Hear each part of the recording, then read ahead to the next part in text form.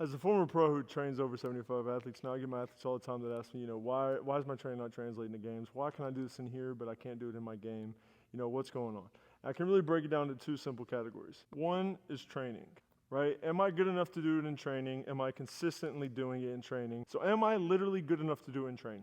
If the answer to that is yes, and things are going well in training, then you got your answer on that end. I'm good enough to be able to be doing it when no one's watching, when the lights aren't the brightest, right? That brings me to number two, games. Right?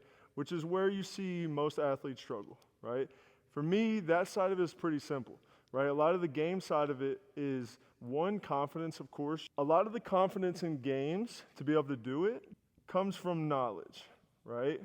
Why am I trying to do this? When am I trying to do this? How am I trying to do this? Why did it not work when I did it? That comes from film study, which I don't see a lot of athletes doing in today's world. So for me, that's one of the best ways you can start making a jump with some of that stuff that you're struggling with in game. Understand why, understand how, understand what went wrong and what I can do better. Kind of where I can tie it back into training. Everybody needs drills, everybody needs reps, sometimes that's great. But I stop my athletes all the time mid-drill and try to give us as much stuff that's game-like as we can and do things that are going to translate to a game, not just be good at drills.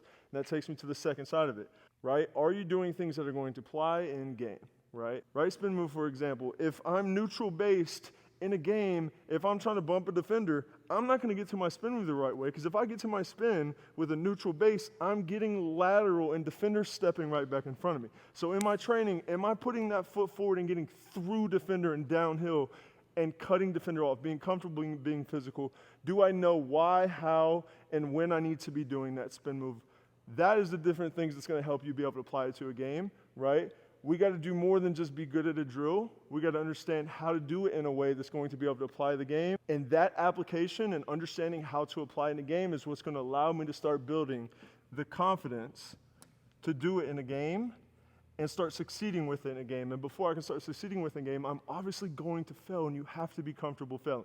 But if you know why you're failing, and you're good at what you do when you train, and you understand when I'm doing it in training, this will work in a game if I do it right, then you will eventually build that confidence because you have the knowledge. Right? I'm not just doing a drill. I'm not just behind a cone, getting more skilled. I'm actually doing things that are going to allow me to start applying some of my work to my actual in-game settings. And that's where a lot of athletes struggle.